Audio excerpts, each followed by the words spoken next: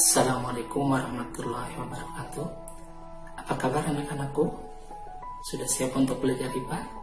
Kali ini kita akan lanjutkan bab 2, bab fisika tentang gerak dan gaya. Pada video sebelumnya kita sudah belajar apa itu gerak dan berbagai macam jenis gerak. Kemudian kita belajar tentang jarak dan perpindahan. Dan kemudian juga kita mempelajari apa itu kecepatan dan kelajuan. Dan pada akhirnya di akhir dari dari video yang pertama kemarin adalah kita belajar GLB dan GLBB, gerak lurus beraturan dan gerak lurus berubah beraturan. Kalian masih ingat bedanya? Mudah-mudahan masih ingat, karena kita akan melanjutkan ke bagian berikutnya. Dan sekarang bukan tentang gerak, tapi masuk pada gaya. Mari kita lanjutkan pembahasan kita pada bab ini dengan memasuki penjelasan tentang gaya, dimulai dari tujuan pembelajaran kita. Baik anak-anakku, apa saja tujuan pembelajaran pada video kali ini, pada pertemuan kita kali ini? Mari kita lihat dan amati bersama. Pertama, tujuan dari pembelajaran kali ini adalah siswa dapat mendefinisikan gaya. Jadi pada akhir pembelajaran kalian harus bisa menjelaskan apa itu gaya dengan jelas. Yang kedua, siswa dapat menjelaskan dan melukis resultan gaya-gaya yang segaris, baik searah maupun berlawanan arah. Untuk tingkat SMP, kita membatasi resultan gaya hanya pada gaya-gaya yang segaris. Yang ketiga, siswa dapat menyebutkan macam-macam gaya, baik gaya sentuh maupun tak sentuh. Nah, seperti apa itu gaya sentuh maupun gaya tak sentuh, dan macam-macam gaya apa saja yang sudah kita biasa dengar dan lihat dalam kehidupan sehari-hari. Nah, nanti kita amati di dalam video pembelajaran ini. Dan terakhir, tujuan yang diharapkan adalah siswa dapat menjelaskan gaya gesek pada benda bergerak. Mari kita lanjutkan pembelajaran kita. Apakah gaya itu? Nah, tentu berbeda dalam bahasa Indonesia dengan dalam fisika. Gaya dalam fisika yang dimaksud adalah dorongan atau tarikan. Sekali lagi, gaya adalah dorongan atau tarikan yang dapat menyebabkan perubahan pada pertama bentuk benda, kedua arah gerak benda, ketiga kecepatan gerak benda. Jadi bisa jadi salah satu atau bisa jadi sampai tiga-tiganya terjadi sekaligus pada sebuah benda. Ketika sebuah benda mendapatkan gaya. Apa itu gaya? Dorongan atau tarikan pada benda, ya, yang dapat menyebabkan perubahan bentuk benda, arah gerak benda, dan kecepatan gerak benda. Mudah-mudahan bisa dipahami ya. Nah, karakteristik gaya di fisika ini diberi simbol dengan huruf F. Mungkin dari bahasa Inggris artinya force, ya, F. Kemudian satuan yang dipakai ada Newton, itu kalau dalam satuan SI atau standar internasional, dan Din atau Din kalau dalam CGS, cm, gram, dan sekon. Tapi yang biasa kita pakai adalah yang SI ya, yaitu 1 Newton. Nah, dan jenis besarannya, kalian masih ingat jenis besaran? Ketika di pembahasan di video 1 ada besaran skalar dan besaran vektor. Nah, gaya ini termasuk besaran vektor. Artinya apa? Mempunyai nilai dan mempunyai arah. Kalau skalar hanya mempunyai nilai. Tapi kalau vektor atau termasuk gaya ini, besaran vektor berarti mempunyai nilai dan arah. Bagaimanakah caranya kita mengukur gaya? Nah, alat yang digunakan untuk mengukur gaya dinamakan dinamometer. Bentuknya seperti apa? Nah, ini. Dinamometer dinamakan juga neraca pegas karena memang terbuat dari gas di dalamnya. Nah, di sini contoh menggunakannya adalah seperti ini. Sebuah benda kita tarik, kita seperti menimbang ya kalau dilihat sebetulnya, tapi yang diukur adalah gaya berat. Jadi berat adalah salah satu contoh gaya, dari gaya gravitasi. Jadi di sini cara menggunakan neraca pegas tinggal ditarik, termasuk ketika kita mengukur benda yang sedang kita tarik, berapa yang dibutuhkan, caranya sama seperti ini.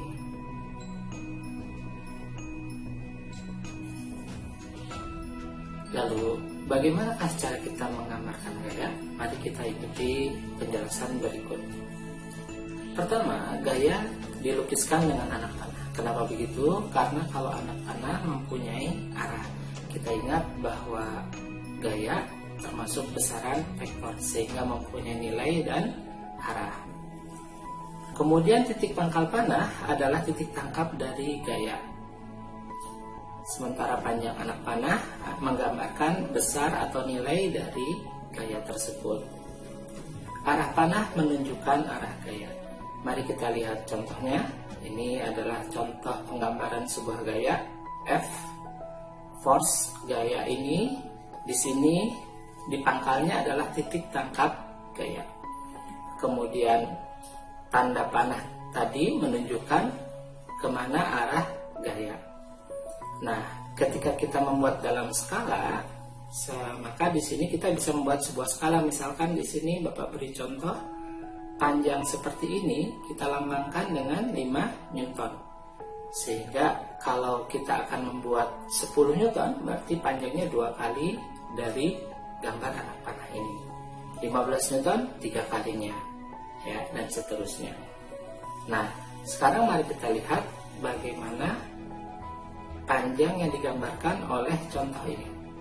Kira-kira kalian bisa menebak berapakah panjang dari gaya di sini? Ya, benar. Nah, kalau kita lihat gambarnya di sini ada beberapa titik untuk mempermudah kalian menghitung. Jadi dengan dibandingkan dengan skala, sementara ujung panah hanya ada 1. Titik pangkalnya yang paling pertama.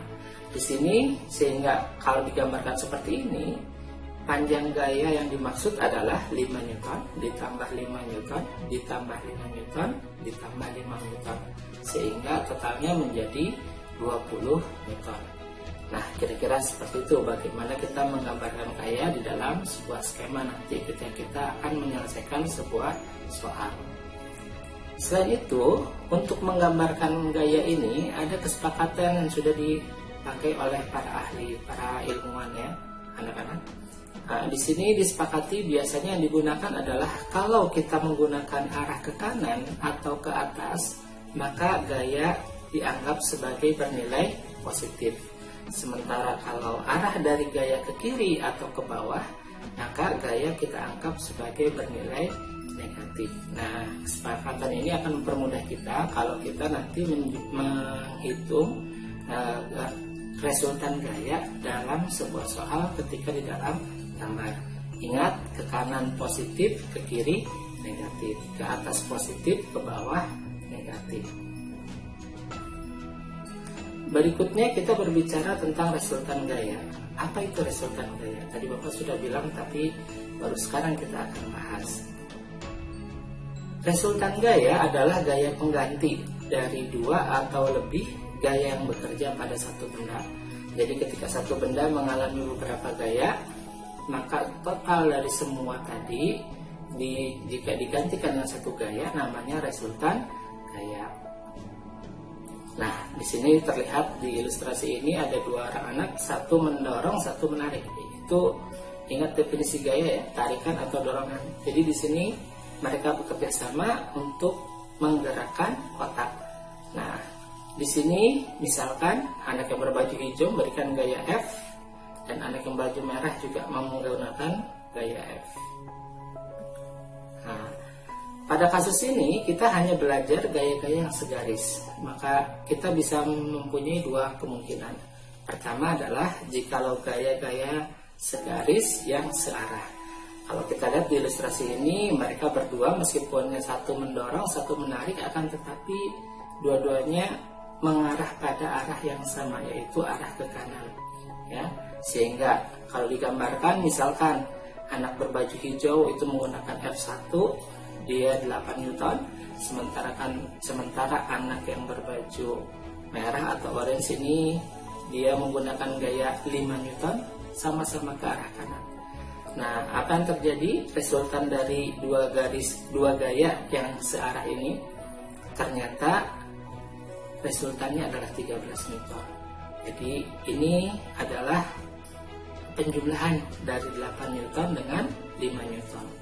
Jadi pada kasus gaya-gaya yang searah, maka resultannya adalah jumlah dari gaya-gaya tersebut. Jika lebih dari 2 ya, kita tinggal lanjutkan. F resultan sama dengan F1 ditambah F2 tambah F3 tambah F4 dan seterusnya. Ya. Jadi kalau garis gaya yang searah, maka kita hanya tinggal menjumlahkan. Kalau misalkan arahnya ke kiri, berarti semuanya menggunakan tanda minus ya. Kita jumlahkan minus F1 ditambah minus F2 ditambah minus F3 dan seterusnya. Akan tetapi prinsipnya ketika arahnya sama, maka total nilai dari gaya tersebut adalah jumlah dari gaya-gaya yang berlaku.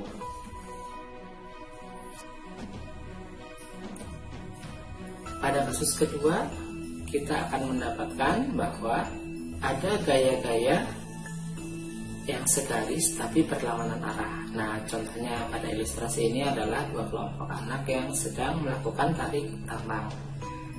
Beberapa anak menarik memberikan gaya tarikan ke kiri, dan 3 orang anak juga memberikan tarikan gaya ke kanan. Di sini terjadi kasus bahwa gaya-gaya yang segaris tadi berlawanan arah. Misalkan dari 3 orang ini ternyata menghasilkan 8 Newton lagi ke arah kiri, kita anggap sebagai F1. Sedangkan yang ke arah kanan ternyata bertiga ini hanya menghasilkan 5 Newton. Maka kira-kira hasilnya seperti apa? Karena berlawanan arah, ingat, maka kita akan mengambil selisihnya. Ya, di sini dalam hal ini adalah 3 Newton ke arah kiri. Ini kalau kita menggunakan diagram panah hanya menggunakan angkanya saja. Jadi 8 dikurang 5. Akan tetapi kalau kita menggunakan perhitungan, maka seperti yang telah Bapak jelaskan tadi, kita menggunakan kesepakatan yang telah dipakai para ilmuwan bahwa ke arah kiri itu negatif, sedangkan ke arah kanan adalah positif. Sehingga kalau dikatakan di sini F resultan adalah sama dengan minus 8 Newton ditambah 5 Newton. Kenapa? Yang 8 Newton ke arah kiri, yang 5 Newton ke arah kanan. Maka nanti hasilnya minus 8 ditambah 5 adalah minus 3. Dan minus 3 ini tanda minusnya menunjukkan bahwa resultan gaya kita menuju ke arah kiri. Jadi kesimpulannya apa? Resultan gaya dari gaya-gaya yang segaris dan berlawanan arah adalah selisih dari gaya-gaya tersebut. Jadi ingat yang Bapak kasih tanda misalkan di sini dalam rumus kita F resultan sama dengan min F1, artinya F1 menunjuk ke arah kiri. Plus F2 berarti F2 nya menunjuk ke arah kanan dan seterusnya. Nanti sesuai dengan kondisi soalnya ya. Ini hanya contoh. Sehingga nanti ketika berhitung akhirnya didapatkan berapa yang positif, berapa yang negatif, dan mana yang lebih besar, itu yang akan menjadi gaya resultan. Selisih dari yang positif dengan negatif. Ya, ini tolong diingat lagi, buat tanda positif adalah gaya ke kanan atau ke atas, sedangkan tanda negatif gaya ke kiri atau ke bawah. Untuk SMP kita masih menggunakan gaya yang segaris, sehingga vektornya masih mudah ya, hanya plus dan minus. Nah, berikutnya adalah kita masuk ke macam-macam gaya. Secara sifatnya gaya bisa dibagi menjadi 2 macam, gaya sentuh dan gaya tak sentuh. Apa itu gaya sentuh? Gaya sentuh adalah gaya yang membutuhkan kontak antara gaya dengan benda yang dikenai gaya. Jadi harus kena. Contohnya apa? Dalam kasus tadi, baik yang menarik atau mendorong benda memang harus bersentuhan, baik bersentuhan yang menggunakan tali maupun langsung bersentuhan tangan. Dengan demikian, tarikan dan dorongan anak-anak tadi, baik yang mendorong kotak maupun tarik tambang, itu sama-sama adalah gaya sentuh. Terus bagaimana dengan gaya tak sentuh? Gaya tak sentuh mungkin kalian pernah bermain dengan magnet. Nah, kita bisa membuat kalau kutub-kutub yang sama utara dengan utara kita dekatkan, ternyata mereka saling menolak. Di situ ada dorongan di antara kutub utara magnet yang satu dan kutub utara magnet yang lain. Nah, dorongan tadi adalah gaya tak sentuh. Kenapa? Magnetnya belum kontak, belum bertemu, akan tetapi gayanya sudah terasa. Sebaliknya, jikalau kutubnya kita balik salah satu sehingga nanti kutub utara bertemu dengan kutub selatan, magnet tadi akan saling tarik menarik. Ini pun gaya tak sentuh, karena meskipun magnet belum bersentuhan tetapi sudah merasakan gaya tarik. Ya. Nah, sekarang kita lihat contoh-contoh dari macam-macam gaya berdasarkan penyebabnya. Ya. Nah, di sini ada gambar gaya otot. Itu karena disebabkan oleh otot yang berkontraksi. Ya, kita masih ingat di bab 1 kemarin. Nah, lalu ada gaya pegas atau gaya melenting. Di sini pada tali busur terjadi lentingan, ya, sehingga akhirnya menimbulkan gaya dorong pada anak panah. Nah, ada gaya gesek. Mungkin kalian sudah merasakan ketika mendorong sesuatu terasa berat. Berat tersebut karena ada berat benda yang menyebabkan gaya gesek di bagian permukaan yang di bawah. Ya. Lalu ada gaya gravitasi. Nah, selama ini semua benda yang ada di bumi ini ketika jatuhnya mengarah ke bawah. Ini adalah gaya gravitasi. Terus gaya magnet yang tadi Bapak berikan sebagai contoh, ada juga gaya listrik. Meskipun kalau di sini sebetulnya ini lebih cocok kepada gaya mesin, ya. Kipas angin ini adalah salah satu bentuk mesin, ya. Nah, kalau gaya listrik sebenarnya lebih pada gaya tolak menolak atau tarik menarik antara muatan listrik. Tapi tidak apa-apa, di gambar ini tuliskan sebagai gaya listrik. Nah, kalau berdasarkan gambar-gambar ini, bisakah kalian menentukan mana yang termasuk gaya sentuh, mana yang termasuk gaya tak sentuh? Tadi gaya magnet kita sudah tandai sebagai gaya tak sentuh. Adakah lagi di sini yang termasuk gaya tak sentuh? Ya, benar. Gaya gravitasi. Ya. Jadi sebetulnya gaya gravitasi akan tetap bekerja meskipun bendanya tidak bersentuhan. Ya, seperti buah apel yang menjatuhi Isaac Newton, katanya itu kan sebetulnya buah apelnya di atas, sementara buminya di bawah. Tapi daya tarik bumi atau gravitasi menarik apel tersebut jatuh. Ya, meskipun antara apel yang di atas pohon dengan bumi tidak bersentuhan. Begitupun kita ketika loncat dari sebuah pesawat terbang, terjun payung maksudnya, ya. Nah, di situ apa yang terjadi? Kita pun akan tertarik oleh gaya gravitasi, meskipun kita belum menyentuh bumi. Ya.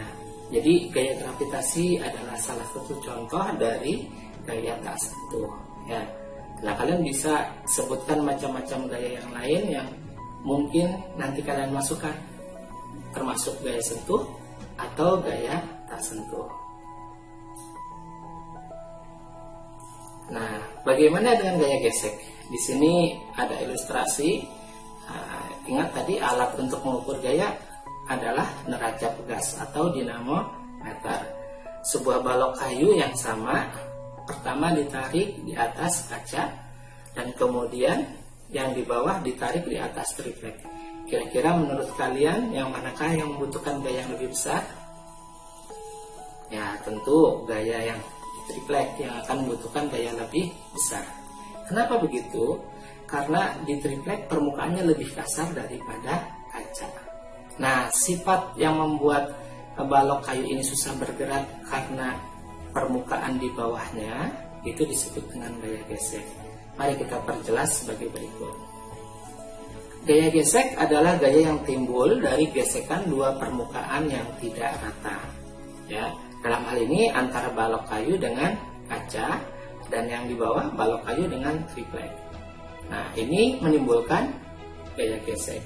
Kalau dua-duanya sangat licin, sangat halus, maka tidak ada gesekan, maka benda akan meluncur dengan sempurna. Nah, tapi hal itu jangan terjadi, ya.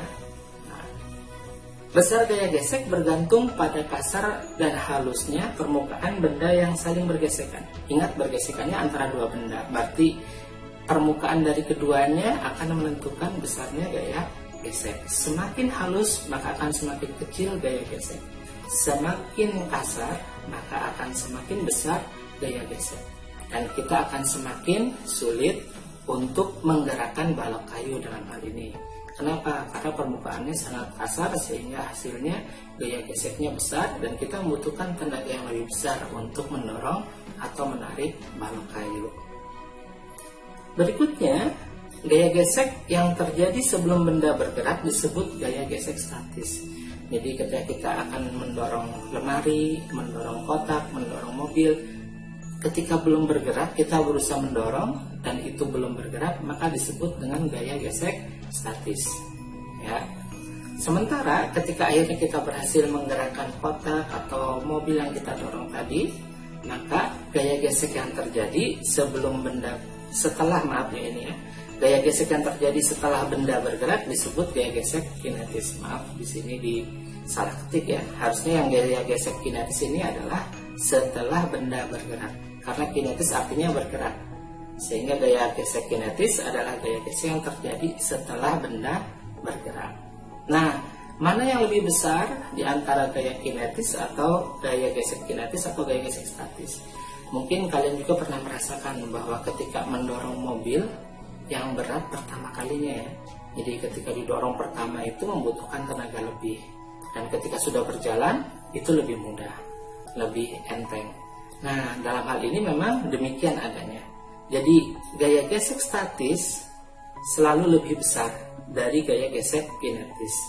Jadi gaya gesek ketika benda sedang diam mau kita usahakan bergerak itu selalu lebih besar daripada gaya gesek kinetis ketika benda sudah bergerak.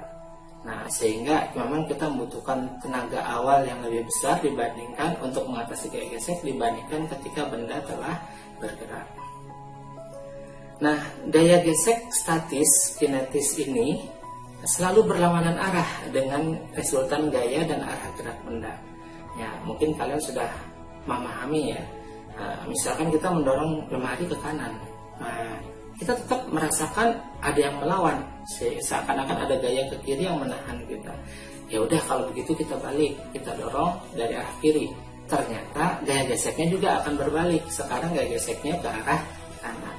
Jadi gaya gesek baik statis maupun kinetis akan selalu berlawanan arah dengan resultan gaya dan arah gerak benda kalau sudah bergerak. Kalau gaya gesek statis kan belum bergerak ya. Tadi gaya gesek statis adalah gaya gesek sebelum bergerak, sedangkan gaya gesek kinetis adalah gaya gesek yang terjadi setelah benda bergerak. Maaf, di slide-nya masih salah ya, tapi tolong diingat kata-kata Bapak ini dan dicatat di buku kalian.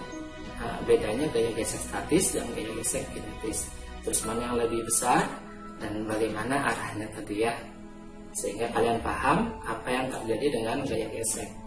Yang menarik bahwa dalam gaya gesek ini ternyata ada gaya gesek yang kita inginkan, ada gaya gesek yang tidak kita inginkan.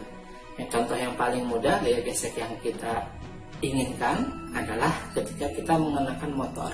Kita menggunakan pelumas. Kenapa? Agar mesin tidak cepat panas. Ketika banyak gesekan, mesin akan sangat cepat panas dan akan mempengaruhi performa mesin motor kita. Mobil juga demikian. Nah, tapi sebaliknya, kalau kita membutuhkan rem dari motor tadi, kita justru membutuhkan gaya gesek yang besar. Nah, sama ketika kita berjalan, kenapa kita bisa berjalan dengan tenang? Karena adanya gaya gesek. Sehingga langkah kita bisa mantap menapaki tanah ya. Tapi di tanah yang licin atau di permukaan es, di situ gaya geseknya hampir nol, maka kita akan kesulitan untuk mempertahankan langkah kita. Jadi gaya gesek ternyata ada yang kita inginkan, ada juga yang tidak kita inginkan. Nah, gaya gesek ini mengakhiri materi pertemuan kita kali ini, dan mudah-mudahan kalian bisa mencatat dengan baik. Dan kalian ulangi lagi nanti, pelajari lagi bersama dengan buku teksnya, kalian coba baca dan kerjakan soal-soalnya. Insya Allah kalian akan mudah memahami materi pelajaran ini. Terima kasih, sampai bertemu di materi selanjutnya. Mudah-mudahan nanti ketika ulangan semuanya akan menjadi mudah. Assalamualaikum warahmatullahi